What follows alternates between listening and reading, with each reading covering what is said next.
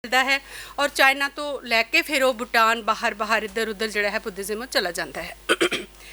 लेकिन हौली हौली की होंदा है कि बुद्धिज़्म दी जदों पूरी तरह की छा जाता है कश्मीर विच उदों हिंदूइज़म जड़ा है, क्योंकि हिंदूइज़म ऑलरेडी हिंदू तो उत्थे है सीगे, उन्होंने आस्ता आस्ता लगता है कि बुद्धिज़्म जड़ा है हिंदूइज़म नू डोमीनेट कर जाएगा, खा जाएगा, तो वो आस्ता आस्ता अपना जड़ा है वो मुड़ के अपना जड़ा है उन्हों का प्रभाव जड़ा है जमाना शुरू करते हैं।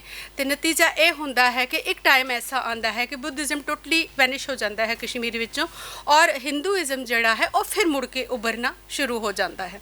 और बहुत हिंदू क्योंकि पंडित जड़े हैं वो बहुत वधिया सियाणे स्कॉलर सीगे, उन्होंने इस तरह किया कि बुद्धिज़्म की जितनियां निशानियां सीगियां जितने सीगे मतलब उन्होंने हटा के एक हिंदूइज़्म का जड़ा है उत्ते खास तौर पर कश्मीर विच वो अपना प्रभाव जड़ा शुरू किया।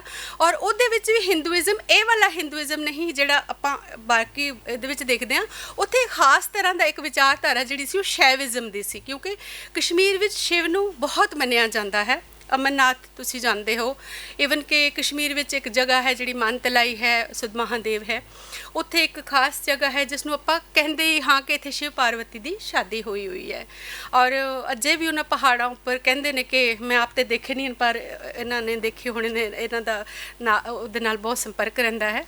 तो वो कहते कि अजे तक भी वो जो मिट्टी के भांडे ने ना ठीकरियां ने उत्थे पईयां होईयां ने, जिसनों मन्निया जाता है कि शिव पार्वती की जदों शादी हुई है तो बरात नूं जिहड़ा खाना परोसिया गया है जिन्हां भांडियां विच वो भांडियां दीयां ठीकरियां अजे तक उत्थे पईयां होईयां ने। हुण सच है या नहीं है पर यह मानता मनी जाती, इवन कि लोग वो ठीकरियां देखने वास्ते जाते भी हैं। गौरी कुंड है उत्थे जिथे कहते आपां कि शिव पार्वती जिहड़ी सी वो नहाया करते सन। और उत्थे ही फिर जड़ा हैगा अमरनाथ की कहानी तुहानूं सारिਆਂ ਨੂੰ पता ही होएगी, जे नहीं होएगी तो उहदी मैं जरूर दसांगी उहदी हिस्टरी की है, तो वो भी तुहानूं जानना जरूरी है। बट पहले आपां हिस्टरी की गल करते हैं।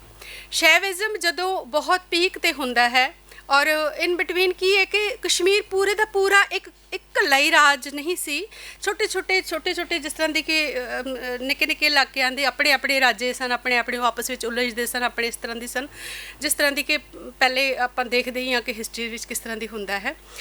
लै दे के जिहड़ा हिंदू राजा जिहड़ा है वो लास्ट में जिहड़ा सहदेव राजा होंदा है वो किसी तरीके उसनूं दूसरे इन्वेड करते हैं राजे तो उस भज जाता। जदों भज जाता उहदी बेटी है कुट्टा रानी तो वो रह जाती है, पर वो बहुत सियाणी सी कुट्टा रानी जिहड़ी सीगी। वो की करती है कि वो उस जिहड़ा सहदेव राज जिहड़ा भजिया उसके राज विच तिब्बत तो एक प्रिंस है जिहड़ा जिहदे अपने तिब्बत राज विच किसी ने इन्वेड किया होया है और वो रिफ्यूजी होकर कश्मीर विच इस राजे दे कोल पनाह लैण आया होया है। तिब्बतन राजा जिहदा नाम रिंचन सीगा। उस दरम्यान उस राज विच एक बाहरों आया होया है एक मुस्लिम बंदा, वो आया होया बिजनेस और अपनी वो फिलोसफी लैके अपना बिजनेस लैके कुछ ना कुछ करने वास्ते, उहदा नाम शाहमीर है। ये दो जिहड़े ने बाहरों आए हुए ने।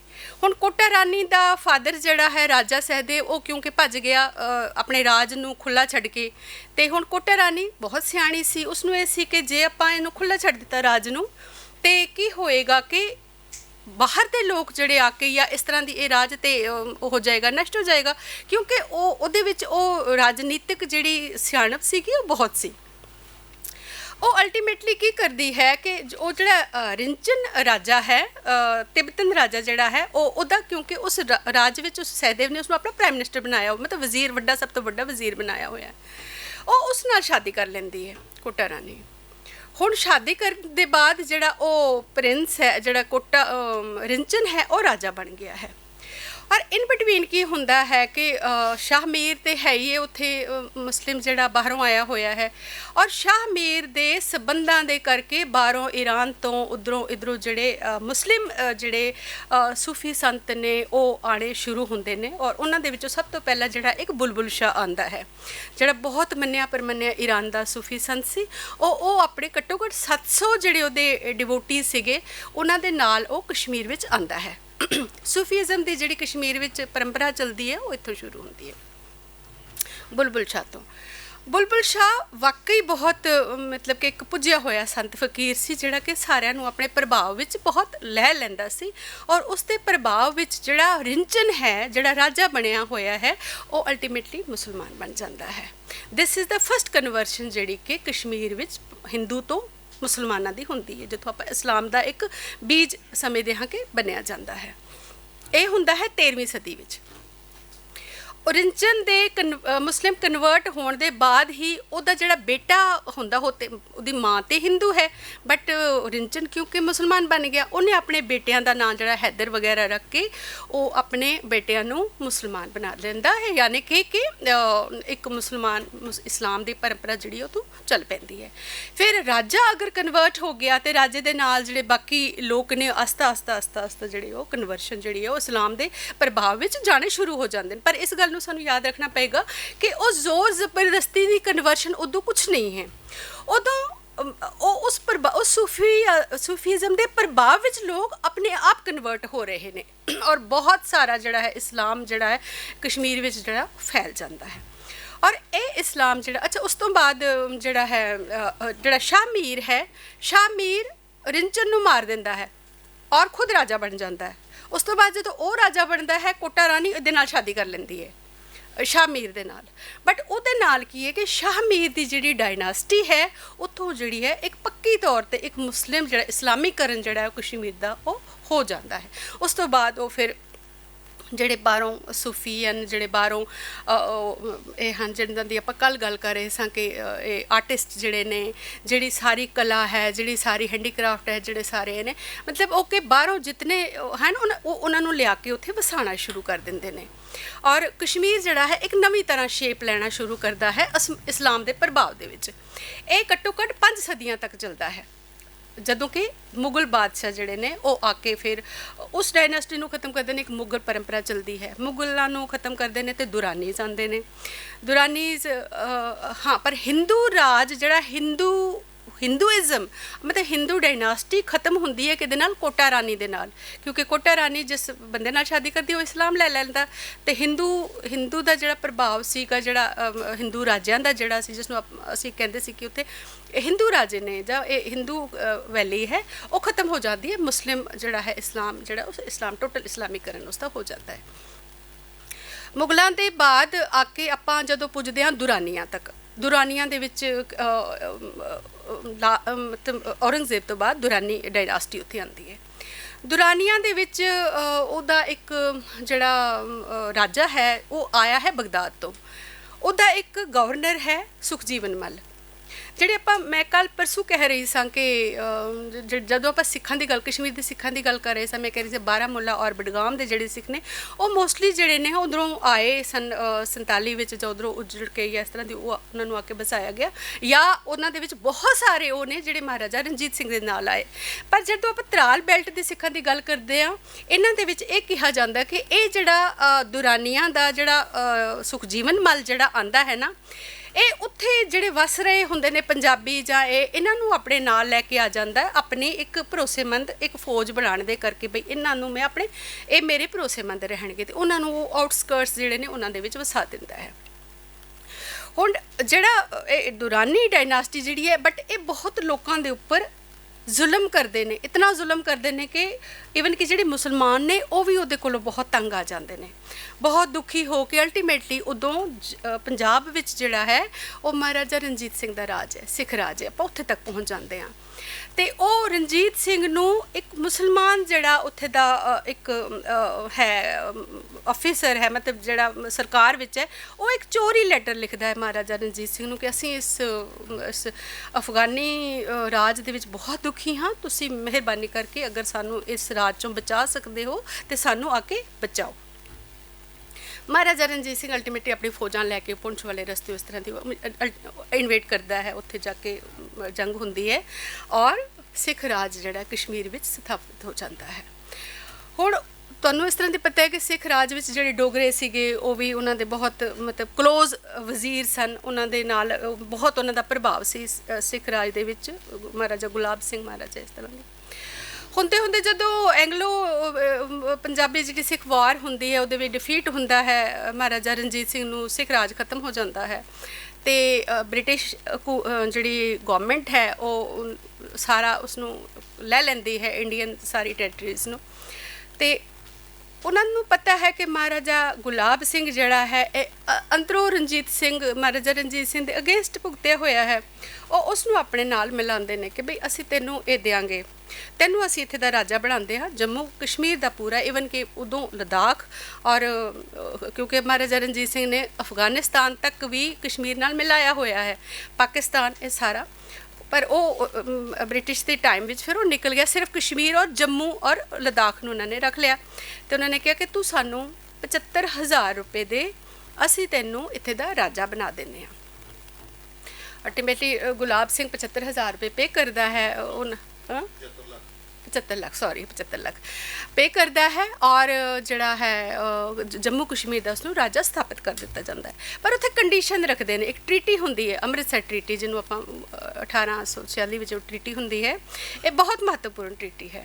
ਉਹਦੇ ਵਿੱਚ ਉਹ ਕਿਹਾ ਜਾਂਦਾ ਹੈ ਕਿ ਉਹ ਸ਼ਰਤ ਰੱਖਦੇ ਨੇ ਬ੍ਰਿਟਿਸ਼ ਵਾਲੇ ਮਹਾਰਾਜਾ ਗੁਲਾਬ ਸਿੰਘ ਨੂੰ ਕਿ ਅਸੀਂ ਤੈਨੂੰ ਰਾਜਾ ਤੇ ਇੱਥੇ ਸਥਾਪਿਤ ਕਰਦੇ ਹਾਂ, ਪਰ ਤੈਨੂੰ ਹਰ ਸਾਲ ਸਾਨੂੰ ਮਤਲਬ ਕੁਝ ਘੋੜੇ ਔਰ 12 ਬੱਕਰੀਆਂ ਦੀ, ਤੁਸੀਂ ਇਹ ਮੈਂ ਦੱਸੋ, ਉਹ ਖਾਸ ਕਿਸਮ ਦੀ ਇੱਕ ਬੱਕਰੀ ਹੈ ਜਿਹੜੀ ਆਪਾਂ ਪਸ਼ਮੀਨਾ ਸ਼ਾਲ ਦੀ ਗੱਲ ਕਰ ਰਹੇ ਸਨ ਨਾ, ਉਹ ਪਸ਼ਮੀਨਾ ਸ਼ਾਲ ਜਿਨ੍ਹਾਂ ਬੱਕਰੀਆਂ ਦੇ ਵਾਲਾਂ 'ਚੋਂ ਬਣਾਇਆ ਜਾਂਦਾ ਹੈ, ਉਹ ਖਾਸ ਤਰ੍ਹਾਂ ਦੀ ਇੱਕ ਲਦਾਖ ਵਿੱਚ ਇੱਕ ਉਹ ਜੰਗਲਾਂ 'ਚ ਪਹਾੜਾਂ 'ਤੇ ਉਹ ਇੱਕ ਬੱਕਰੀ ਹੁੰਦੀ ਹੈ ਜਿਹਦੇ ਵਾਲਾਂ ਦੀ ਇੱਕ ਅੰਦਰੂਨੀ ਖਲ ਦੀ ਇੱਕ ਖਾਸ ਜਿਹੜੀ ਉਹ ਹੈ, ਇੱਕ ਸਕਿਨ ਦੇ ਉੱਪਰ ਜਿਹੜੇ ਨਰਮ ਵਾਲ ਨੇ ਉਹ ਉਹਨਾਂ ਦੇ ਨਾਲ ਉਹ ਸ਼ਾਲ ਜਿਹੜੇ ਨੇ ਬੁਣੇ ਜਾਂਦੇ ਨੇ। ਬ੍ਰਿਟਿਸ਼ ਨੇ ਇਹ ਰੱਖਿਆ ਕਿ ਵੀ 12 ਬੱਕਰੀਆਂ ਤੁਸੀਂ ਹਰ ਸਾਲ ਸਾਨੂੰ ਦਿਓਗੇ ਉਸ ਨਸਲ ਦੀਆਂ, ਜਿਹਦੇ ਵਿੱਚ 6 ਮੇਲ ਬੱਕਰੀਆਂ ਹੋਣਗੀਆਂ, 6 ਫੀਮੇਲ ਬੱਕਰੀਆਂ ਹੋਣਗੀਆਂ, ਤੇ ਨਾਲੇ ਤੁਸੀਂ ਹਰ ਸਾਲ ਸਾਨੂੰ 3 ਪਸ਼ਮੀਨਾ ਸ਼ਾਲ ਜਿਹੜੇ ਨੇ ਇਹ ਐਜ਼ ਗਿਫਟ ਤੁਸੀਂ ਸਾਨੂੰ ਦੇਣੇ ਨੇ। ਇਹ ਉਸ ਟ੍ਰੀਟੀ ਵਿੱਚ ਲਿਖਿਆ ਜਾਂਦਾ। ਮਤਲਬ ਪਸ਼ਮੀਨਾ ਸ਼ਾਲ ਦੀ ਅਹਿਮੀਅਤ, ਤੁਸੀਂ ਜਿਹੜੀ ਆਪਾਂ ਕਾਨੀ ਸ਼ਾਲ ਦੀ ਗੱਲ ਕਰ ਰਹੇ ਸਾਂ, ਉਹ ਹੀ ਸ਼ਾਲ ਹੈ ਜਿਹਦੇ ਵਿੱਚ ਉਸ ਟ੍ਰੀਟੀ ਵਿੱਚ ਉਹਨੂੰ ਸ਼ਾਮਿਲ ਕੀਤਾ ਜਾਂਦਾ ਹੈ ਕਿ ਤੁਸੀਂ ਹਰ ਸਾਲ ਉਹ 3 ਸ਼ਾਲ ਸਾਨੂੰ ਦਿਓਗੇ, ਐਜ਼ ਭੇਟਾ ਤੁਸੀਂ ਸਾਨੂੰ ਦਿਓਗੇ। ਚਲੋ ਇਹ ਟ੍ਰੀਟੀ ਹੋ ਜਾਂਦੀ ਹੈ ਔਰ ਜਿਹੜਾ ਗੁਲਾਬ ਸਿੰਘ ਹੈ ਉਹ ਉੱਥੇ ਦਾ ਰਾਜਾ ਬਣ ਜਾਂਦਾ ਹੈ। ਉਹ ਹੁਣ ਜੰਮੂ ਕਸ਼ਮੀਰ ਦਾ ਰਾਜਾ ਬਣ ਜਾਂਦਾ ਹੈ, ਇਵਨ ਕਿ ਲਦਾਖ ਵੀ ਉੱਪਰ ਤੱਕ ਉਹ ਜਿਹੜੇ ਬਲਤਿਸਤਾਨ ਵਗੈਰਾ ਜਿਹੜਾ ਹੈ ਉਹ ਇਹਦੇ ਵਿੱਚ ਇਨਕਲੂਡਡ ਹੈ। ਹੁਣ ਉਸ ਤੋਂ ਬਾਅਦ ਦੀ ਹਿਸਟਰੀ ਆਪਾਂ ਸਾਰੇ ਜਾਣਦੇ ਹਾਂ। 47 ਵਿੱਚ ਫਿਰ ਹੁੰਦਾ ਹੈ, ਆਜ਼ਾਦ ਹੋ ਜਾਂਦਾ ਹੈ ਸਾਰਾ। ਬਟ ਇਹ ਪ੍ਰਿੰਸਲੀ ਸਟੇਟ ਜਿਹੜੀ ਜੰਮੂ ਕਸ਼ਮੀਰ ਦੀ ਪ੍ਰਿੰਸਲੀ ਸਟੇਟ ਬਾਕੀ ਹੋਰ ਸਟੇਟਾਂ ਦੇ ਨਾਲ, ਇਹ ਕੁਝ 7-8 ਸਟੇਟਾਂ ਸੀਗੀਆਂ ਜਿਨ੍ਹਾਂ ਨੂੰ ਕਿ ਖੁਦ ਮੁਖਤਿਆਰੀ ਦਿੱਤੀ ਗਈ ਸੀ ਕਿ ਬਈ ਤੁਸੀਂ ਸਾਡੇ ਨਾਲ, ਅਜੇ ਉਹਨਾਂ ਨੇ ਸ਼ਾਮਿਲ ਨਹੀਂ ਸੀ ਹੋਣਾ ਮੰਨਿਆ ਹੋਇਆ ਉਹਦੇ ਨਾਲ। ਬਾਕੀ ਦੀ ਜਿਹੜੀਆਂ ਸਟੇਟ ਸਨ ਉਹ ਤੇ ਅਲਟੀਮੇਟਲੀ ਇੰਡੀਆ ਦੇ ਅੰਡਰ ਸੀਗੀਆਂ, ਉਹ ਉਹਦੇ ਹੋ ਗਿਆ।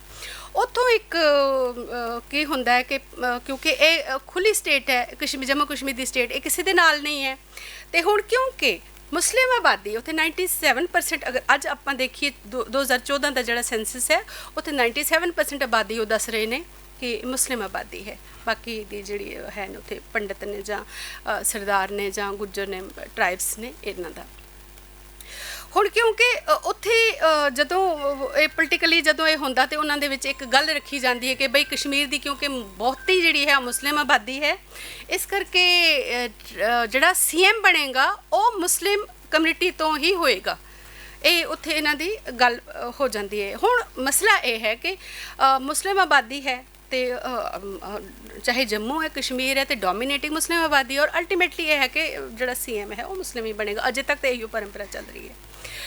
ਹੁਣ ਇਨ ਬਿਟਵੀਨ ਕੀ ਹੁੰਦਾ ਕਿ ਜਦੋਂ 47 ਦੀ ਜਦੋਂ ਲੜਾਈ ਹੁੰਦੀ ਹੈ, ਆਜ਼ਾਦ ਹੁੰਦਾ ਹੈ, ਇਹ ਹੈ ਤੇ ਪਾਕਿਸਤਾਨ ਨੂੰ ਇਹ ਗੱਲ ਜ਼ਰੂਰ ਚੁਭਦੀ ਹੈ ਕਿ ਕਸ਼ਮੀਰ ਤੇ ਮੁਸਲਿਮ ਜਿਹੜੀ ਹੈ ਮੈਜੋਰਟੀ ਇਲਾਕਾ ਹੈ ਇਹ ਸਾਡੇ ਕੋਲ ਹੋਣਾ ਚਾਹੀਦਾ, ਕਿਉਂਕਿ ਮੁਸਲਿਮ ਜਿਹੜੇ ਹੈ ਨੇ ਉਹ ਉਦੋਂ ਤਾਂ ਇਕੱਠਾ ਹੀ ਸੀਗਾ।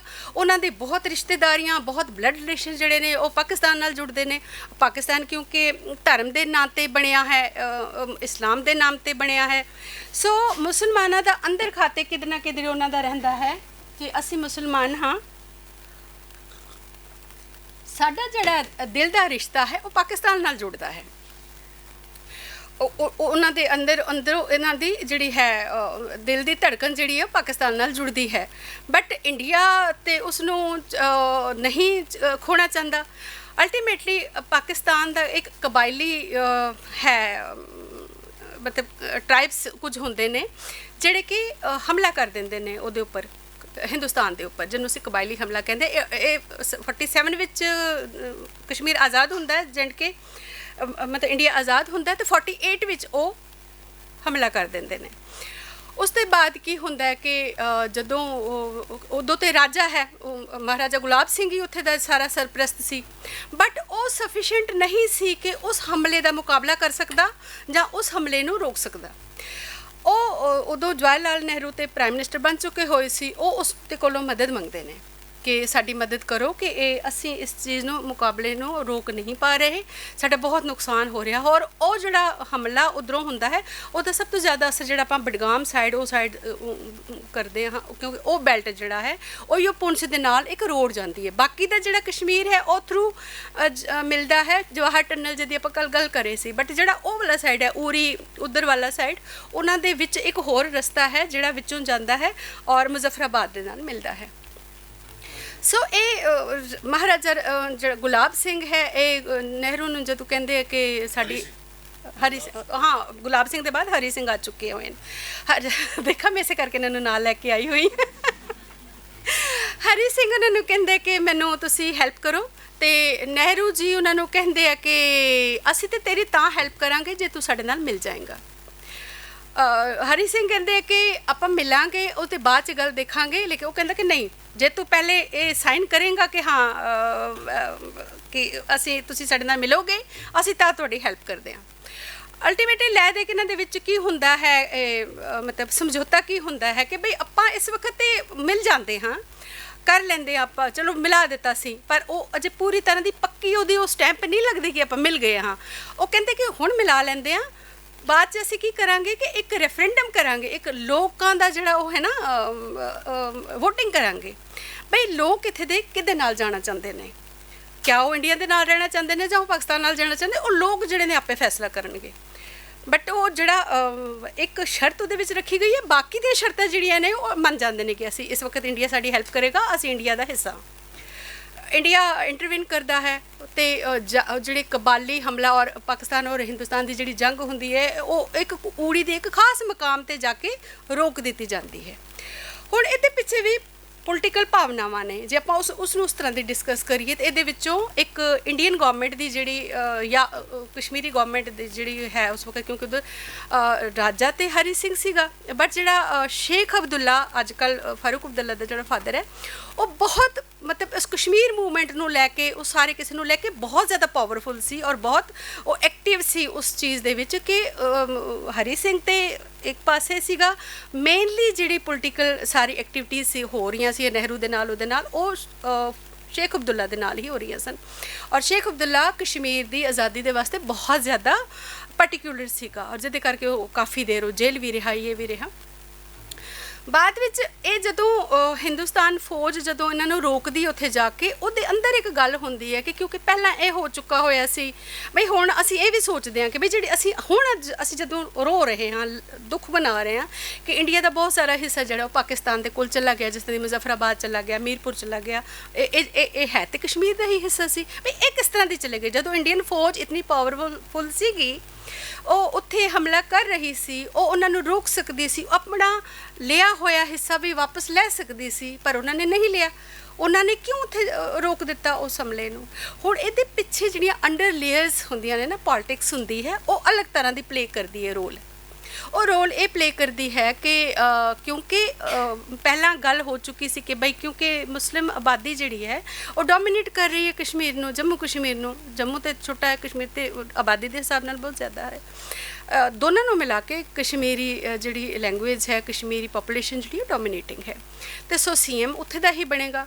ਬਟ ਜਿਹੜੇ ਸ਼ੇਖ ਅਬਦੁੱਲਾ ਸੀ ਜਾਂ ਉਹ ਜਿਹੜੇ ਲੀਡਰ ਸੀਗੇ, ਉਹਨਾਂ ਨੇ ਇਹ ਗੱਲ ਸੋਚੀ ਕਿ ਜੇ ਆਪਾਂ ਮੀਰਪੁਰ, ਮੁਜ਼ੱਫਰਾਬਾਦ, ਉਹ ਸਾਰੇ ਉਹਨਾਂ ਨੂੰ ਕਸ਼ਮੀਰ ਨਾਲ ਮਿਲਾ ਲੈਂਦੇ ਆ, ਉਹ ਨਾਨ ਮੁਸਲਿਮ ਇਲਾਕੇ ਨੇ ਸਾਰੇ, ਜੇ ਉਹ ਕਸ਼ਮੀਰ ਵਿੱਚ ਮਿਲ ਗਏ ਤੇ ਜਿਹੜੀ ਉਹ ਡੋਮੀਨੇਟਿੰਗ ਕਸ਼ਮੀਰੀ ਪਾਲਿਸੀ ਹੈ ਉਹ ਕਿਧਰ ਨਾ ਕਿਧਰ ਬੈਲੈਂਸ ਹੋ ਜਾਏਗੀ। ਯਾਨੀ ਕਿ ਹਿੰਦੂ ਪੋਪੂਲੇਸ਼ਨ ਔਰ ਕਸ਼ਮੀਰੀ ਪੋਪੂਲੇਸ਼ਨ ਜਿਹੜੀ ਹੈ ਉਹ ਐਟ ਪਾਰ ਹੋ ਜਾਏਗੀ, ਉਹ ਜ਼ਿਆਦਾ ਉਹਨਾਂ ਦਾ ਡੋਮੀਨੈਂਸ ਨਹੀਂ ਰਹੇਗਾ। ਤੇ ਇਹ ਅੱਗੇ ਜਾ ਕੇ ਸਾਡੀ ਪੋਲਿਟਿਕਸ ਉੱਪਰ ਜਿਹੜੀ ਉਹ ਸੀਐਮ ਬਣਨ ਦੀ ਅਸੀਂ ਸ਼ਰਤ ਰੱਖੀ ਹੋਈ ਹੈ ਉਹਦੇ ਉੱਪਰ ਸਾਨੂੰ ਨੁਕਸਾਨ ਹੋਏਗਾ। ਸੋ ਇੱਕ ਪੋਲੀਟੀਕਲ ਉਹ ਏਜੰਡਾ ਹੁੰਦਾ ਹੈ ਜਾਂ ਜਿਸ ਤਰ੍ਹਾਂ ਦੀ ਵੀ ਉਹ ਉੱਥੇ ਜਾ ਕੇ ਉਸ ਮਤਲਬ ਉਹ ਪੁੱਲ ਕ੍ਰਾਸ, ਇੱਕ ਉਰੀ ਦਾ ਪੁੱਲ ਹੈ ਜਿਹੜਾ ਕ੍ਰਾਸ ਕਰਕੇ ਉਹਨਾਂ ਨੇ ਮੁਜ਼ੱਫਰਾਬਾਦ ਔਰ ਜਿਹੜਾ ਮੀਰਪੁਰ ਹੈ ਜਾਂ ਅਦਰ ਸਾਈਡਸ ਜਿਹੜੇ ਨੇ ਜਿਹੜੇ ਪਾਕਿਸਤਾਨ ਦੇ ਵੱਲ ਸੀਗੇ, ਉੱਥੇ ਉਸ ਤੋਂ ਪਹਿਲਾਂ ਹੀ ਉਹ ਜਿਹੜਾ ਫੌਜਾਂ ਨੂੰ ਰੋਕ ਲੈਂਦੇ ਨੇ, ਯਾਨੀ ਕਿ ਕਸ਼ਮੀਰ ਦੇ ਤੱਕ ਹੀ ਰੋਕ ਲੈਂਦੇ ਨੇ ਔਰ ਉਹ ਹਿੱਸਾ ਜਿਹੜਾ ਉਹ ਕੱਟ ਕੇ ਸਾਡੇ ਨਾਲੋਂ ਉਧਰ ਚਲਾ ਜਾਂਦਾ ਹੈ ਤੇ ਕਸ਼ਮੀਰ ਦਾ ਜਿਹੜਾ ਅੱਧਾ ਹਿੱਸਾ ਇਹਦੇ ਨਾਲ ਚਲਾ ਜਾਂਦਾ ਹੈ। ਹੁਣ ਅੱਜ ਅਸੀਂ ਕਹਿੰਦੇ ਹਾਂ ਕਿ ਅਸੀਂ ਉਹ ਵਾਪਸ ਲੈਣਾ ਹੈ, ਪਰ ਉਦੋਂ ਸਾਡੇ ਕੋਲੋਂ ਚਾਹੇ ਜਿਸ ਵੀ ਤਰੀਕੇ ਨਾਲ ਉਹ ਗਲਤੀਆਂ ਹੋਈਆਂ ਨੇ, ਉਹ ਪੋਲੀਟੀਕਲ ਲੈਵਲ ਤੇ ਹੋਈਆਂ ਨੇ, ਕਿਸੇ ਦੀਆਂ ਇੰਟਰਸਟ ਦੇ ਕਰਕੇ ਹੋਈਆਂ ਨੇ, ਜੋ ਵੀ ਹੋਈਆਂ ਨੇ, ਬਟ ਇਹ ਜਿਹੜਾ ਹੈ ਇਤਿਹਾਸ ਦਾ ਇਹ ਸਾਡਾ ਅੱਜ ਤੱਕ ਹੁਣ ਜਿਹੜਾ ਮਸਲਾ ਹੁਣ ਕਸ਼ਮੀਰ ਦਾ ਕਿੱਥੇ ਆਉਂਦਾ ਹੈ। ਅੱਛਾ, ਉੱਥੇ ਉਦੋਂ ਲਦਾਖ ਵੀ ਕਿਉਂਕਿ ਸਾਡੇ ਨਾਲ ਸੀ, ਲਦਾਖ ਦਾ ਵੀ ਇੱਕ ਹਿੱਸਾ ਸੀ ਜਿਹੜੇ ਅਕਸਾਈ ਚੀਨ ਵਗੈਰਾ ਹੈ ਉਹ ਚੀਨ ਨੇ ਕੈਪਚਰ ਕਰ ਲਿਆ, ਅੱਧਾ ਹਿੱਸਾ ਉਹਦੇ ਕੋਲ ਚਲਾ ਗਿਆ, ਅੱਧਾ ਹਿੱਸਾ ਪਾਕਿਸਤਾਨ ਦੇ ਕੋਲ ਰਹਿ ਗਿਆ। ਹੁਣ ਜਿਹੜੇ ਅਸੀਂ ਕਹਿੰਦੇ ਹਾਂ ਕਿ ਕਸ਼ਮੀਰ ਕੌਨਫਲਿਕਟ ਜਿਹੜਾ ਹੈ ਉਹਦਾ ਬੀਜ ਕਿੱਥੇ ਪਿਆ ਹੋਇਆ, ਉਹਦਾ ਬੀਜ ਉਸ ਇੱਕ ਪੁਆਇੰਟ ਤੇ ਪਿਆ ਹੋਇਆ ਜਿੱਥੇ ਜਦੋਂ ਇਹਨਾਂ ਨੇ ਆਪਸ ਵਿੱਚ ਉਹ ਕੀਤਾ ਨਾ ਇਲਹਾਕ ਕੀਤਾ, ਯਾਨੀ ਕਿ ਮਿਲੇ ਇਹਦੇ ਵਿੱਚ, ਜਦੋਂ ਉਹਨਾਂ ਨੇ ਉਹ ਪੁਆਇੰਟ ਰੱਖਿਆ ਕਿ ਬਈ ਹੁਣ ਤੇ ਅਸੀਂ ਮਿਲ ਕੇ ਕਰ ਲੈਂਦੇ, ਅਸੀਂ ਹੋ ਗਏ ਇੰਡੀਆ ਦੇ ਨਾਲ, ਬਟ ਅਸੀਂ ਲੋਕਾਂ ਦੀ ਰਾਏ ਜਿਹੜੀ ਹੈ, ਰਾਏਸ਼ੁਮਾਰੀ ਜਿਹੜੀ ਹੈ ਉਹ ਕਰਾਂਗੇ, ਫਿਰ ਇਹਨਾਂ ਨੂੰ ਹੱਕ ਦੇਵਾਂਗੇ ਕਿ ਬਈ ਇਹ ਆਪਣਾ ਇਹ ਦੱਸਣਗੇ, ਵੋਟ ਕਰਨਗੇ ਬਈ ਇਹ ਕਿਹਦੇ ਨਾਲ ਜਾਣਾ ਚਾਹੁੰਦੇ ਨੇ। ਬਟ ਇੰਡੀਆ ਦੇ ਨਾਲ ਕਸ਼ਮੀਰ ਮਿਲ ਗਿਆ, ਕਸ਼ਮੀਰ ਇੰਡੀਆ ਦਾ ਹਿੱਸਾ ਬਣ ਗਿਆ ਔਰ ਉਹ ਹਿੱਸਾ ਜਿਹੜਾ ਉਹ ਹਿੱਸਾ ਕੰਸੀਡਰ ਤਸੱਵਰ ਕਰ ਦਿੱਤਾ ਹੋ ਗਿਆ ਕਿ ਇਹ ਇੰਡੀਆ ਦਾ ਹਿੱਸਾ ਹੈ। ਬਟ ਹੁਣ ਕਸ਼ਮੀਰੀ ਜਿਹੜੇ ਨੇ ਉਹ ਕਹਿੰਦੇ ਨੇ ਕਿ ਸਾਨੂੰ ਤੁਸੀਂ ਉਸ ਵਕਤ ਕਿਹਾ ਸੀ ਕਿ ਤੁਸੀਂ ਆਪਣੀ ਮਰਜ਼ੀ ਉੱਤੇ ਨਾਲ ਬਾਅਦ ਵਿੱਚ ਕਰੋਗੇ, ਕਿ ਆਪਣੀ ਰਾਏਸ਼ੁਮਾਰੀ ਕਰੋਗੇ, ਜਿਹੜਾ ਵੋਟਿੰਗ ਕਰੇਗਾ ਉਹ ਤੁਸੀਂ ਉਹਦੇ ਨਾਲ ਜਾਣਾ ਜਾਂ ਉਹਦੇ ਨਾਲ ਜਾਣਾ, ਪਰ ਉਹ ਰਾਏਸ਼ੁਮਾਰੀ ਵਾਲਾ ਜਿਹੜਾ ਸੀਗਾ ਉਹ ਜਿਹੜਾ ਹੁਣ ਤੱਕ ਨਹੀਂ ਹੋਇਆ। ਜਿਹੜਾ ਕਸ਼ਮੀਰੀਆਂ ਦਾ ਮੇਨ ਕੰਸਰਨ ਜਿਹੜਾ ਹੈ ਉਹ ਇਹ ਹੈ। ਹਾਲਾਂਕਿ ਉਸ ਤੋਂ ਬਾਅਦ ਮਤਲਬ ਇੰਡੀਆ ਨੇ ਬਹੁਤ ਕੁਝ ਦਿੱਤਾ ਕਸ਼ਮੀਰ ਨੂੰ, ਬਹੁਤ ਆਪਣੀ ਤਰਫੋਂ ਉਹ ਬਹੁਤ ਕੁਝ ਉਸ ਨੂੰ ਕਰਨ ਦੀ ਕੋਸ਼ਿਸ਼ ਕਰ ਰਹੇ ਨੇ ਇਹ, ਬਟ ਕਸ਼ਮੀਰ ਦਾ ਜਿਹੜਾ ਉਹ ਬੇਸਿਕ ਜਿਹੜਾ ਕਨਫਲਿਕਟ ਜਿਹੜਾ ਹੈ ਉਹ ਇਹੀ ਹੈ ਕਿ ਉਹ ਅਜੇ ਤੱਕ ਇਹੋ ਕਹਿ ਰਹੇ ਨੇ ਕਿ ਵੀ ਸਾਡਾ ਹੱਕ ਜਿਹੜਾ ਉਸ ਵਕਤ ਸਾਨੂੰ ਦਿੱਤਾ ਗਿਆ ਸੀ ਉਹ ਸਾਨੂੰ ਨਹੀਂ ਮਿਲ ਰਿਹਾ।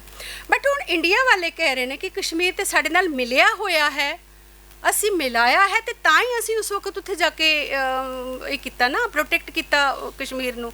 ਰਾਜਾ ਹਰੀ ਸਿੰਘ ਨੇ ਸਾਡੇ ਨਾਲ ਉਹ ਜਿਹੜਾ ਇਲਹਾਕ ਕੀਤਾ ਹੋਇਆ, ਅਸੀਂ ਉਹਦੇ ਉੱਪਰ ਸਟੈਂਡ ਕਰਦੇ ਹਾਂ। ਮਸਲਾ ਕਸ਼ਮੀਰ ਦਾ ਜਿਹੜਾ ਹੈ ਉੱਥੇ ਹੀ ਉਲਝਿਆ ਹੋਇਆ। ਹੁਣ ਕਸ਼ਮੀਰ ਹੁਣ ਇਸ ਸਟੇਟ ਅੱਛਾ ਇਨ ਬਿਟਵੀਨ ਜਿਹੜਾ ਪਾਕਿਸਤਾਨ ਜਿਹੜਾ ਸੀਗਾ, ਜਿਸ ਤਰ੍ਹਾਂ ਦੀ ਕਿ ਧਰਮ ਜਿਹੜਾ ਜਿੱਥੇ ਧਰਮ ਦੀ ਗੱਲ ਹੁੰਦੀ ਹੈ ਉੱਥੇ ਆਪਾਂ ਬਹੁਤ ਸੌਫਟ ਹੁੰਦੇ ਹਾਂ ਔਰ ਇਸ ਕਰਕੇ ਬਹੁਤ ਜਲਦੀ ਅਸੀਂ ਇੱਕ ਦੂਸਰੇ ਨਾਲ ਜੁੜਦੇ ਹਾਂ। ਸੋ ਪਾਕਿਸਤਾਨ ਇਸਲਾਮਿਕ ਦੇਸ਼ ਸੀ, ਕਸ਼ਮੀਰ ਬਹੁਤ ਇਸਲਾਮਿਕ, ਜਿਸ ਤਰ੍ਹਾਂ ਦੀ ਮੈਂ ਤੁਹਾਨੂੰ ਦੱਸਿਆ ਕਿ ਪਿੱਛੋਂ ਇਸਲਾਮ ਦੀਆਂ ਜੜ੍ਹਾਂ ਕਿੱਥੇ ਤੋਂ ਉੱਥੇ ਜੁੜੀਆਂ ਹੋਈਆਂ ਨੇ। ਸੋ ਕਸ਼ਮੀਰ ਦਾ ਜਿਹੜਾ ਮੁਸਲਿਮ ਹੈ ਉਹ ਆਪਣੇ ਇਸਲਾਮਿਕ ਜੜ੍ਹਾਂ ਨਾਲ ਇਸ ਤਰ੍ਹਾਂ ਡੂੰਘਾ ਜੁੜਿਆ ਹੋਇਆ ਹੈ ਕਿ ਉਹ ਆਪਣੇ ਇਸਲਾਮ ਦੇ ਨਾਮ 'ਤੇ ਕੁਝ ਵੀ ਕਰਨ ਵਾਸਤੇ ਤਿਆਰ ਹੈ। ਸੋ ਉਹਨਾਂ ਦਾ ਇਹ ਸੀ ਕਿ ਜੇ ਆਪਾਂ ਪਾਕਿਸਤਾਨ ਨਾਲ ਮਿਲ ਜਾਵਾਂਗੇ ਤਾਂ ਸਾਡਾ ਇੱਕ ਆਪਣਾ ਇੱਕ ਧਾਰਮਿਕ ਜਿਹੜਾ ਇਹ ਹੈ ਉਹ ਸਾਡਾ ਪ੍ਰਭਾਵ ਵੀ ਵਧੇਗਾ, ਸਾਨੂੰ ਉਹਨਾਂ ਦੀ ਹੈਲਪ ਵੀ ਹੋਏਗੀ ਅਤੇ ਸਾਡਾ ਇੱਕ ਆਪਣਾ ਅਲੱਗ ਉਹ ਬਣੇਗਾ, ਕਿਉਂਕਿ ਜੁੜਦੇ ਤਾਂ ਹੈ ਹੀ ਨਾ, ਭਾਵੇਂ ਇੱਧਰੋਂ ਰੂਟਸ ਜੁੜਨ ਭਾਵੇਂ ਇੱਧਰੋਂ ਰੂਟਸ ਜੁੜਨ, ਬਾਰਡਰ ਤਾਂ ਸਾਡੇ ਮਿਲਦੇ ਹੀ ਨੇ। ਪਰ ਹੁਣ ਇੰਡੀਆ ਦੀ ਉਹ ਪ੍ਰੈਸਟੀਜ ਦਾ ਸਵਾਲ ਹੈ, ਇੰਡੀਆ ਉਸ ਨੂੰ ਛੱਡਣਾ, ਇੰਡੀਆ ਕਿਉਂ ਛੱਡੇਗਾ, ਕਿਉਂਕਿ ਉਦੋਂ ਹਰੀ ਸਿੰਘ ਨੇ ਉਹਨਾਂ ਦੇ ਨਾਲ ਇਲਹਾਕ ਕਰ ਲਿਆ ਹੋਇਆ ਹੈ। ਹੁਣ ਇਹ ਜਿਹੜਾ ਸਾਰੀ ਟਸਲ ਜਿਹੜੀ ਹੈ ਇਸ ਚੀਜ਼ ਦੇ ਉੱਪਰ ਬੇਸ ਹੈ। ਇਹ ਮੈਨੂੰ ਲੱਗਦਾ ਥੋੜ੍ਹਾ ਮੈਂ ਤੁਹਾਨੂੰ ਇਹ ਦੱਸਣ ਦੀ ਕੋਸ਼ਿਸ਼ ਕਰ ਚੁੱਕੀ ਹਾਂ ਕਿ ਕੀ ਹੈ ਮਸਲਾ, ਕੀ ਹੈ। ਹੁਣ ਅੱਗੇ ਆ ਕੇ ਨਾ ਇਹਨਾਂ ਮਸਲਿਆਂ ਨਾਲ ਹੋਰ ਹਜ਼ਾਰਾਂ ਲੱਖਾਂ ਮਸਲੇ ਜਿਹੜੇ ਨੇ ਉਹ ਜੁੜ ਰਹੇ ਨੇ। ਹੁਣ ਉਹ ਉੱਥੇ ਹੀ ਨਹੀਂ ਰਹਿ ਗਿਆ। ਹੁਣ ਉਹਦੇ ਵਿੱਚ ਫਿਰ ਜਦੋਂ ਹੁਣ 70-75 ਸਾਲ ਹੋ ਗਏ 47 ਤੋਂ ਬਾਅਦ ਆਜ਼ਾਦੀ ਨੂੰ, ਕਿਤਨੇ ਸਾਲ ਹੋ ਗਏ ਪਤਾ ਨਹੀਂ ਹੁਣ ਕਿਤਨੇ ਸਾਲ ਹੋ ਗਏ, ਲੇਕਿਨ ਇਤਨੇ ਸਾਲਾਂ ਵਿੱਚ ਹੋਰ ਮਤਲਬ ਗਲੋਬਲ ਲੈਵਲ 'ਤੇ ਇਤਨੇ ਜਿਹੜੇ ਮਸਲੇ ਨੇ, ਇਤਨੇ ਸਾਰੇ ਹੋਰ ਜਿਹੜੇ ਝੰਜਟ ਨੇ ਉਹਦੇ ਨਾਲ ਜੁੜ ਚੁੱਕੇ ਹੋਏ ਨੇ, ਅਤੇ ਉਹ ਇੱਕ ਮਸਲਾ ਇੱਕ ਰਹਿ ਗਿਆ, ਹੋਰ ਮਸਲੇ ਹਜ਼ਾਰਾਂ, ਚਾਹੇ ਇਕਨੋਮਿਕ ਮਸਲੇ ਕਹੋ ਜਾਂ ਉਹਨਾਂ ਦੇ ਹੋਰ ਦੂਸਰੇ ਮਸਲੇ ਜਿਹੜੇ ਨੇ ਉਹ ਸਾਰੇ ਆਪਣੇ ਆਪਣੇ ਤੌਰ 'ਤੇ ਜਿਹੜੇ ਨੇ ਉਹ ਉਹਦੇ ਨਾਲ ਰੋਲ ਪਲੇ ਕਰ ਰਹੇ ਨੇ। ਇਸੇ ਤਰ੍ਹਾਂ ਹੀ ਹੁਣ ਉਹਦੇ ਵਿੱਚ ਹੈ ਆਪਾਂ ਜਿਹੜੇ ਕਹਿ ਰਹੇ ਹਾਂ ਕਿ ਬਾਕੀ ਕਮਿਊਨਿਟੀਜ਼ ਜਿਹੜੀਆਂ ਨੇ, ਜਿਸ ਤਰ੍ਹਾਂ ਦੀ ਹੁਣ ਜਿਹੜੇ ਹੁਣ ਗੁੱਜਰ ਨੇ ਉਹ ਇਸਲਾਮ ਦਾ ਹੀ ਹਿੱਸਾ ਨੇ, ਮੁਸਲਮਾਨੀ ਨੇ ਉਹ ਵੀ, ਜਿਹੜੇ ਪੰਡਿਤ ਨੇ ਉਹਨਾਂ ਦਾ ਇੱਕ ਆਪਣਾ ਪੰਡਤਾਂ ਦਾ ਇਹ ਹੈ ਕਿ ਬੇਸਿਕਲੀ ਤੇ ਇਹ ਸਾਡਾ ਕਸ਼ਮੀਰ ਪਹਿਲਾਂ ਤਾਂ ਹਿੰਦੂ ਕਸ਼ਮੀਰ ਸੀਗਾ, ਇਹਨਾਂ ਨੇ ਸਾਡੇ ਕੋਲੋਂ ਹਥਿਆ ਲਿਆ ਜਦੋਂ ਇਸਲਾਮੀਕਰਨ ਹੋਇਆ ਜਾਂ ਮੁਗਲ ਆਏ ਜਾਂ ਇਹ ਆਏ, ਪਰ ਬੇਸਿਕਲੀ ਜਦੋਂ ਕਸ਼ਮੀਰ ਨੂੰ ਬਣਾਇਆ ਗਿਆ ਉਦੋਂ ਤੋਂ ਇਸ ਸਮੇਂ ਸ਼ੈਵਿਜ਼ਮ ਨੇ ਬਹੁਤ ਜ਼ਿਆਦਾ ਮਤਲਬ ਕਸ਼ਮੀਰ ਨੂੰ ਰਿਚ ਕੀਤਾ। ਉਹ ਸ਼ੈਵਿਜ਼ਮ ਜਿਹੜਾ ਅਜੇ ਤੱਕ ਇੱਥੇ ਤੱਕ ਲੋਕ ਜਿਹੜੇ ਕਸ਼ਮੀਰੀ ਲੋਕ ਨੇ ਉਸੇ ਫਿਲਾਸਫੀ ਨੂੰ ਮੰਨ ਰਹੇ ਨੇ, ਸ਼ੈਵਿਜ਼ਮ ਦੀ ਹੀ ਫਿਲਾਸਫੀ ਉੱਪਰ ਚੱਲ ਰਹੇ ਨੇ। ਇਹ ਹੈ ਕਸ਼ਮੀਰ ਦਾ ਕਸ਼ਮੀਰ ਮਸਲਾ।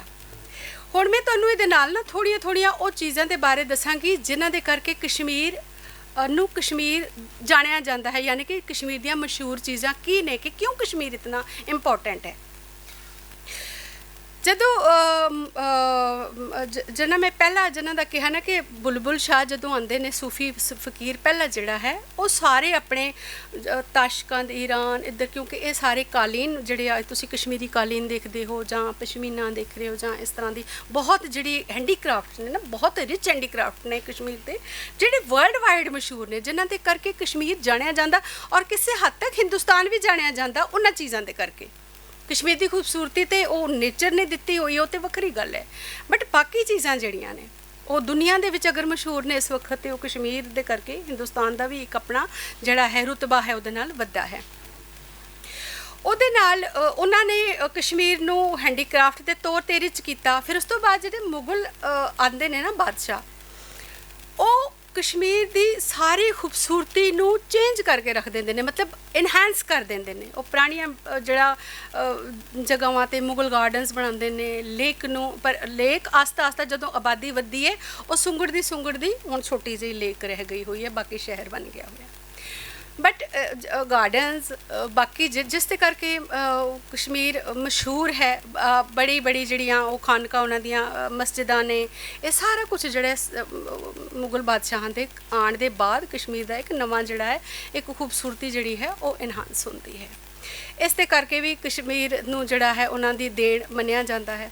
ਹੁਣ ਜਿਹੜੀ ਅਸੀਂ ਦੇਖਦੇ ਹਾਂ ਕਿ ਕਸ਼ਮੀਰ ਵਿੱਚ ਕੀ ਹੈ, ਸ਼ੰਕਰਾਚਾਰੀਆ ਜਾਂ ਫਿਰ ਮੁਗਲ ਗਾਰਡਨਸ 'ਤੇ ਜਾਣਦੇ ਹੀ ਹੋ ਤੁਸੀਂ। ਹੁਣ ਮੈਂ ਜਿੱਥੇ ਉਹਦੀ ਮਾਨਤਲਾਈ ਦੀ ਗੱਲ ਦੱਸੀ, ਜਿੱਥੇ ਆਪਾਂ ਕਹਿੰਦੇ ਆ ਕਿ ਸ਼ਿਵ ਪਾਰਵਤੀ ਦੀ ਸ਼ਾਦੀ ਹੋਈ ਮੰਨੀ ਜਾਂਦੀ ਹੈ, ਉਹਦੇ ਨਾਲ ਜਿਹੜੀ ਬਹੁਤ ਹੀ ਮਸ਼ਹੂਰ ਹੈ ਉਹ ਹੈ ਅਮਰਨਾਥ। ਹੁਣ ਅਮਰਨਾਥ ਦੇ ਬਾਰੇ ਤੇ ਤੁਸੀਂ ਜਾਣਦੇ ਹੋ, ਅਮਰਨਾਥ ਦੀ ਗੁਫਾ ਹੈ। ਤੇ ਹੁਣ ਅਮਰਨਾਥ ਦੀ ਕਹਾਣੀ, ਉੱਥੇ ਗੁਫਾ ਦਾ ਮਹੱਤਵ ਕੀ ਹੈ। ਅਮਰਨਾਥ ਦੀ ਗੁਫਾ ਜਿਹੜੀ ਹੈ ਉਹ ਪਹਾੜ ਮਤਲਬ ਬਹੁਤ ਉੱਪਰ ਇੱਕ ਪਹਾੜਾਂ ਦੇ ਵਿੱਚ ਹੈਗੇ ਹੈ, ਪਹਿਲਗਾਮ ਤੋਂ ਅੱਗੇ ਉੱਪਰ, ਮਤਲਬ ਉਹ ਰਸਤੇ ਕਠਿਨ ਰਸਤੇ ਨੇ, ਉਹਦੇ ਉੱਪਰ ਜਾਣਾ ਪੈਂਦਾ ਹੈ। ਤੇ ਪਹਿਲੇ ਤੇ ਉਹ ਰਸਤੇ ਹੀ ਬਹੁਤ ਕਠਿਨ ਸੀਗੇ ਕਿ ਉੱਥੇ ਜਾਂਦਾ ਹੀ ਕੋਈ ਨਹੀਂ ਸੀ। ਤੇ ਉਹ ਇੱਕ ਵਾਰੀ ਕਹਿੰਦੇ ਨੇ ਕਿ ਇੱਕ ਜਿਹੜੇ ਉਹ ਆਜੜੀ ਹੁੰਦੇ ਨੇ ਨਾ, ਜਿਹੜੇ ਬੱਕਰੀਆਂ ਬੁਕਰੀਆਂ ਚਾਰਨ ਵਾਲੇ ਜਿਹੜੇ ਹੁੰਦੇ ਨੇ, ਉਹ ਪਹਾੜਾਂ ਵਿੱਚ ਆਪਣੇ ਕਿਸੇ ਦੀ ਕੋਈ ਲੱਭਣ ਵਾਸਤੇ ਚਲੇ ਜਾਂਦੇ ਨੇ ਬੱਕਰੀਆਂ ਚਾਰਨ ਵਾਸਤੇ। ਤੇ ਉਹ ਇੱਕ ਗੁਫਾ ਦੇਖਦਾ ਹੈ ਉੱਥੇ, ਉਹ ਮੁਸਲਮਾਨ ਜਿਹੜਾ ਆਜੜੀ ਹੈ ਉਹ ਦੇਖਦਾ ਹੈ, ਤੇ ਉਹ ਦੇਖਦਾ ਕਿ ਉੱਥੇ ਸ਼ਿਵਲਿੰਗ ਬਣਿਆ ਹੋਇਆ ਹੈ। ਹੁਣ ਸ਼ਿਵਲਿੰਗ ਤੇ ਉਹਨਾਂ ਨੇ ਦੇਖੇ ਹੋਏ ਨੇ ਮੰਦਿਰਾਂ ਵਿੱਚ ਅਗਰ ਕਸ਼ਮੀਰ ਵੀ, ਤੇ ਉਹ ਹੈਰਾਨ ਹੋ ਕੇ ਆ ਕੇ ਵਾਪਸ ਸਾਰਿਆਂ ਨੂੰ ਦੱਸਦਾ ਕਿ ਮੈਂ ਉੱਥੇ ਬੜੀ ਇੱਕ ਮਤਲਬ ਅਚੰਭਤ ਕਰ ਦੇਣ ਵਾਲੀ ਚੀਜ਼ ਦੇਖੀ ਹੈ ਔਰ ਇਸ ਤਰ੍ਹਾਂ ਦੀ ਸ਼ਿਵਲਿੰਗ ਮੈਂ ਉੱਥੇ ਗੁਫਾ ਵਿੱਚ ਦੇਖਿਆ ਹੈ। ਤੇ ਜਿਹੜੇ ਪੰਡਿਤ ਨੇ ਉੱਥੇ ਦੇ ਉਹ ਜਾਂਦੇ ਨੇ ਦੇਖਣ ਵਾਸਤੇ, ਦੇਖਦੇ ਇਹ ਗੱਲ ਮਸ਼ਹੂਰ ਹੋ ਜਾਂਦੀ ਹੈ ਕਿ ਇੱਥੇ ਸ਼ਿਵਲਿੰਗ ਹੈ, ਇੱਥੇ ਗੁਫਾ ਹੈ, ਸ਼ਿਵਲਿੰਗ ਹੈ। ਹੁਣ ਉਹਦੀ ਸ਼ਿਵਲਿੰਗ ਦੀ ਕਹਾਣੀ ਕੀ ਹੈ? ਕਹਾਣੀ ਇਹ ਕਹਿੰਦੇ ਨੇ ਕਿ ਪਾਰਵਤੀ ਔਰ ਸ਼ਿਵ ਜਿਹੜੇ ਨੇ, ਉਹ ਪਾਰਵਤੀ ਉਸਨੂੰ ਕਹਿੰਦੀ ਹੈ ਕਿ ਤੂੰ ਮੈਨੂੰ ਅਮਰ ਹੋਣ ਦੀ ਕਥਾ ਸੁਣਾ, ਤੇ ਸ਼ਿਵ ਉਸਨੂੰ ਕਹਿੰਦੇ ਨੇ ਕਿ ਮੈਂ ਤੈਨੂੰ ਅਮਰ ਹੋਣ ਦੀ ਕਥਾ ਨਹੀਂ ਸੁਣਾ ਸਕਦਾ ਕਿਉਂਕਿ ਇਹ ਮਤਲਬ ਨੇਚਰ ਦੇ ਖਿਲਾਫ ਹੈ, ਮੈਂ ਤੈਨੂੰ ਇਸ ਗੱਲ ਬਾਰੇ ਨਹੀਂ ਸੁਣਾ ਸਕਦਾ। ਪਰ ਪਾਰਵਤੀ ਜ਼ਿੱਦ ਕਰਦੀ ਹੈ ਕਿ ਮੈਂ ਸੁਣਨੀ, ਕਿਉਂਕਿ ਉਸਨੇ ਆਲਰੇਡੀ ਕਿਸੇ ਨੂੰ ਸੁਣਾਉਂਦੇ ਜਾਂ ਗੱਲ ਕਰਦੇ ਸੁਣਿਆ ਹੁੰਦਾ ਹੈ ਕਿ ਵੀ ਤੂੰ ਉਹਨਾਂ ਦੇ ਨਾਲ ਗੱਲ ਕਰ ਰਿਹਾ ਸੀ, ਤੂੰ ਮੈਨੂੰ ਨਹੀਂ ਸੁਣਾ ਰਿਹਾ, ਉਹ ਰੁੱਸ ਜਾਂਦੀ ਹੈ। ਹੁਣ ਸ਼ਿਵ ਮਜਬੂਰ ਹੁੰਦੇ ਨੇ, ਉਹ ਕਹਿੰਦੇ ਨੇ ਅੱਛਾ ਠੀਕ ਹੈ, ਫਿਰ ਮੈਂ ਤੈਨੂੰ ਇੱਥੇ ਨਹੀਂ ਸੁਣਾ ਸਕਦਾ ਕਿ ਜਿੱਥੇ ਹੋਰ ਕੋਈ ਵੀ ਜਾਨਦਾਰ ਚੀਜ਼ ਜਿਹੜੀ ਹੈ ਉਹ ਅਮਰ ਕਥਾ ਸੁਣੇ, ਇਸ ਤਰ੍ਹਾਂ ਦੀ ਨਹੀਂ ਮੈਂ ਤੈਨੂੰ ਸੁਣਾ ਸਕਦਾ। ਮੈਂ ਤੈਨੂੰ ਕਿਸੇ ਐਸੀ ਜਗ੍ਹਾ ਲੈ ਜਾ ਕੇ ਸੁਣਾ ਸਕਦਾ ਕਿ ਜਿੱਥੇ ਕੋਈ ਮਤਲਬ ਪਸ਼ੂ ਪਕਸ਼ੀ ਕੋਈ ਚੀਜ਼ ਵੀ ਸੁਣਨ ਵਾਲੀ ਨਾ ਹੋਵੇ, ਉਹ ਦੂਸਰੀ ਚੀਜ਼। ਅਲਟੀਮੇਟਲੀ ਉਸਨੂੰ ਲੈ ਜਾ ਕੇ ਉੱਥੇ ਜਿੱਥੇ ਅੱਜ ਅਮਰਨਾਥ ਗੁਫਾ ਹੈ, ਪਹਾੜਾਂ ਦੇ ਵਿੱਚ ਜਾ ਕੇ ਉਹ ਬਰਫਾਂ ਦੇ ਵਿੱਚ ਇੱਕ ਪਾਸੇ ਮਤਲਬ ਸ਼ਿਵ ਜੀ ਆਪਣੀ ਜਗ੍ਹਾ ਸੋਚਦੇ ਨੇ ਕਿ ਇੱਥੇ ਕੋਈ ਚੀਜ਼ ਨਹੀਂ ਪਹੁੰਚ ਸਕਦੀ, ਉੱਥੇ ਇੱਕ ਗੁਫਾ ਦੇ ਵਿੱਚ ਬੈਠ ਕੇ ਉਹ ਸ਼ਿਵ ਪਾਰਵਤੀ ਨੂੰ ਅਮਰ ਕਥਾ ਜਿਹੜੀ ਹੈ ਉਹ ਸੁਣਾਉਂਦੇ ਨੇ। पर उस तो पहला जदों तक उत्थे पुजदे ने, वो पहले एक पड़ाव ते जाके जिथे चंदनवाड़ी है, वो अपने जिहड़े शिव जी दे सिर दे उपर चंद्रमा है वो उत्थे छड्डदे ने, यानी कि उसका त्याग करते हैं। उत्थे हुण चंदनवाड़ी बनती है, उत्थे एक नंदी दा जिहड़ा एक जगह ते नंदी दा त्याग करते हैं, उन्होंने भी उत्थे छड्ड देंदे ने। वो अपना जिहड़ा शेषनाग है, शेषनाग जिहड़ा उन्हां दा सिर वाला है, उसनों भी एक जगह, यानी कि टोटली वो बिल्कुल अपना सारा जिहड़ा उन्हां दा वो आभा मंडल है वो सारा त्याग के वो बिल्कुल खाली होके उस गुफा तक जाते हैं। उत्थे पार्वती नूं वो इस करके कि बई जिहड़े ये चीज़ां ने किधरे मेरी अमर कथा दा असर किसी इन्हां चीज़ां दे उपर ना पई, वो सारा कुछ छड्ड के पिछे गुफा में जाके उसनों अमर कथा सुनाते हैं। हुण शिव जी सुना रहे ने कथा, पर पार्वती जी सो गए हुए ने, वो सुनते सुनते कहानी सुनते सुनते, तो उत्थे दी आवाज़ उन्होंने आ रही है।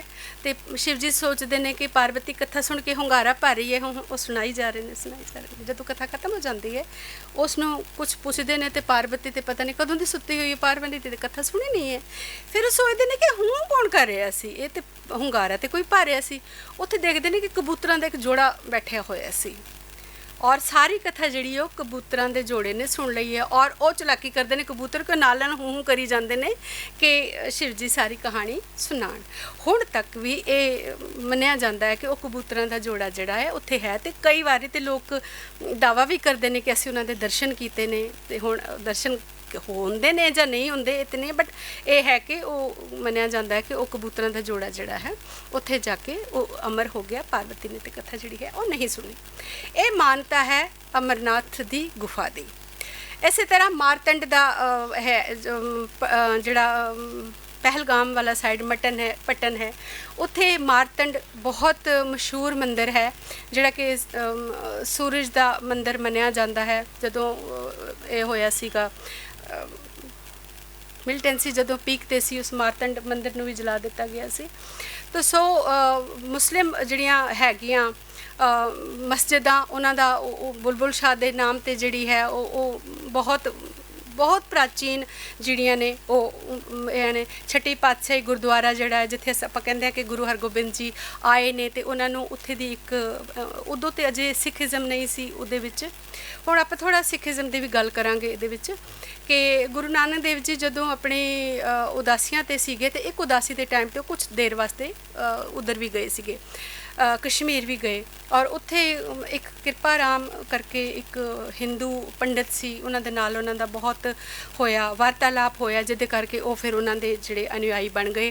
तो इस तरह के कि मतलब गुरु नानक देव जी तो लैके एक जिहड़ा बीज जिहड़ा सिक्खी दा उत्थे जाके पिया है, अजे तक भी गुरु नानक देव जी के यादगारी बहुत सारे गुरुद्वारे ने। फिर उस तो बाद 6वीं पातशाही जिहड़े गुरु हरगोबिंद जी वो कश्मीर का दौरा करते हैं, और कश्मीर दौरे दे उन्हां दी याद विच जिहड़ा है छठी पातशाही गुरुद्वारा है, जिथे कहंदे ने कि माता भागभरी ने उन्हां नूं अपने हत्थी बनाया होया चोला जिहड़ा है वो उन्हां नूं समर्पित किया, ते उन्हां दी याद विच जिहड़ा है वो गुरुद्वारा है। हुण आपां इस दौरान जिहड़ा ना कश्मीर विच सब तो ज़्यादा विचारधारा किहड़ी हावी रही है, मैं इहदे बारे भी गल करांगे। आपां कल सूफीज़म की गल कर रहे सां। शैविज़म बहुत ज़्यादा, बुद्धिज़म तो बाद शैविज़म का प्रभाव जिहड़ा वो बहुत कश्मीर ते रहा। शैविज़म तो बाद जदों ये हुंदा है, क्योंकि जिहड़ी तुसीं लल देद दे बारे सुनिया होएगा, लल देद जिहड़ी शैविज़म की बहुत वड्डी पैरोकार सी, और मतलब बहुत भगतन जिहड़ी है वो शैविज़म की ही मनी जाती है। उन्होंने जो कुछ बोलिया, जो कुछ उन्हां दा उच्चारण है, दैद वाक लल वाक जिसनों असीं कहंदे हां, जो उन्हां दी शायरी है वो अध्यात्मक शायरी, वो सारी शैविज़म की है। और उस तो बाद उन्हां दे समकालीन ही एक नंद ऋषि सन जिहड़े कि सूफी परंपरा दे रहे, अगे फॉलोअर रहे, उन्हां दे करके सूफी जिहड़ा है लल देद और नंद ऋषि दा, इन्हां दोहां दा जिहड़ा है बहुत ज़्यादा प्रभाव जिहड़ा है कश्मीर के लोगों पर, एक पासे शैविज़म का रहा तो एक पासे सूफीज़म का रहा, पर दोनों मिला के एक सूफी विचारधारा जिहड़ी है वो उत्थे आके बहुत प्रफुल्लित हुई। और लोग भी जड़े ने उत्थे इन्हां दोहां विचारधारां दा उन्हां दे उपर अजे तक भी बहुत ज़्यादा असर है।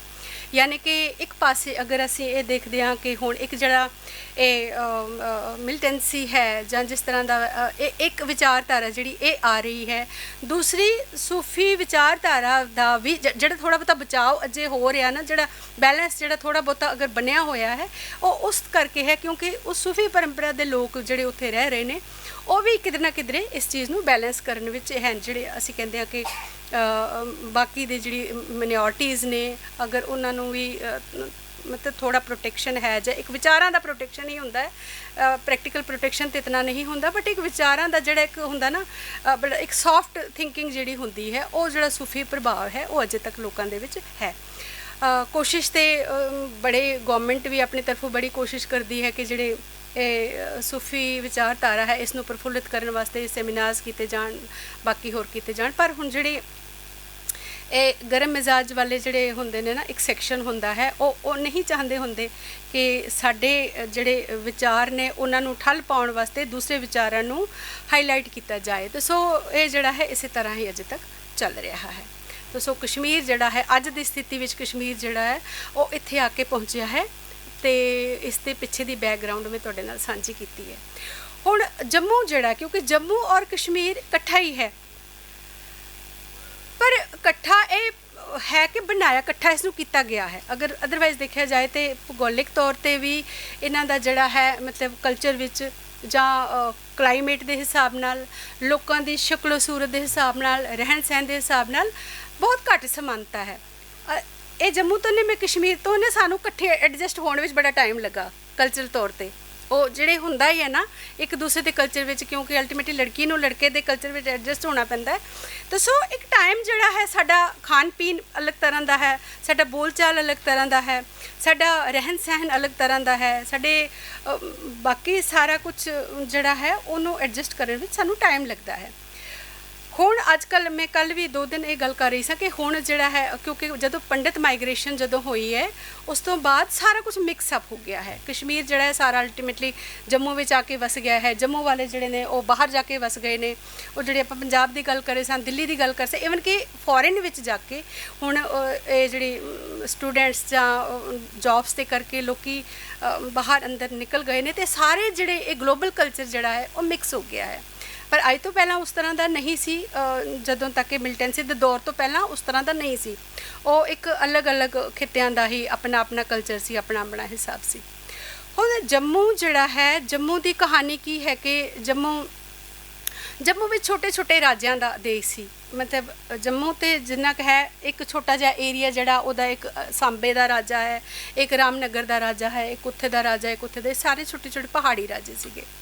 और फिर उस तो बाद जदों सारा इकट्ठा होंदा है 47 तो बाद सारा, तो वो सारा जम्मू कश्मीर इकट्ठा ही हो जाता है। हुण जम्मू का कहंदे ने कि ये सारा तो बंजर इलाका सी, ये तो एक जांबू लोचन राजा सी जिसने एक जगह ते एक पानी दी नदी ते एक शेर ते बकरी नूं इकट्ठे पानी पींदे देखिया, और उहदे दिल विच इतना वो आया मतलब उस चीज़ नूं देख के कि ये तो बड़ा मतलब कुदरत का करिश्मा है इत्थे, ते ये बड़ी सुच्ची पवित्र जगह है। उसने फिर हौली हौली जम्मू के शहर नूं वसाया।